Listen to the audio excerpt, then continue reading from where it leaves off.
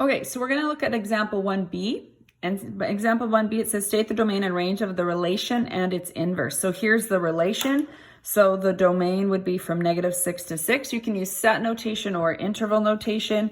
If you use set notation, because the textbook uses that, so I feel like we'll make sure we write that down from -6 to 6. Interval notation would probably be more preferred, so please feel free to use that, square brackets. The range would be from 0 to 6. So again, I'll show you both in this instance, just so we can review domain and range.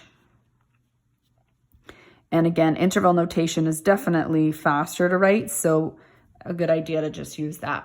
Let's look at the inverse. In the inverse, the domain now here is from 0 to 6. And so let's just stick with interval notation.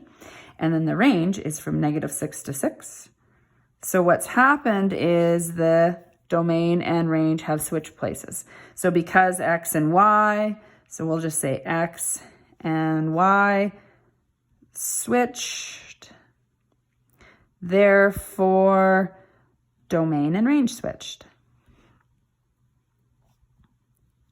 So that makes sense as to why. So questions that you may be asked then would be, given the original relation, what is the domain of the inverse?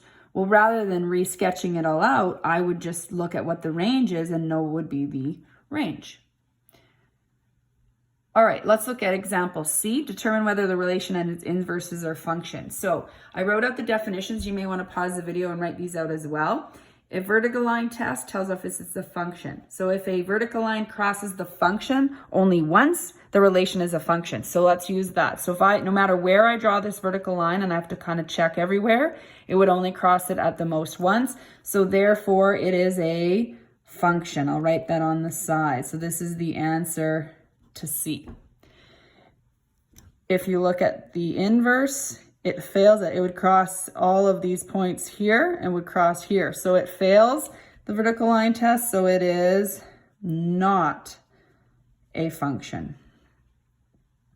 Now, one of the questions that you're going to be asked perhaps is, using this one, is determine whether the inverse is a function.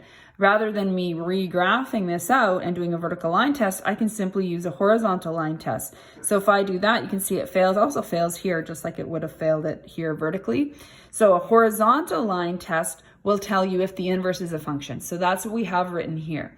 A horizontal line, if a horizontal line crosses the relation only once, then the inverse of the relation is a function. So that's what we're probably going to be asked about, is more about the inverses. So we'll want to know, is the inverse a function? So rather than regraphing it, you can use a horizontal line test. If you do already have it graphed, then of course the vertical line test will also tell you that.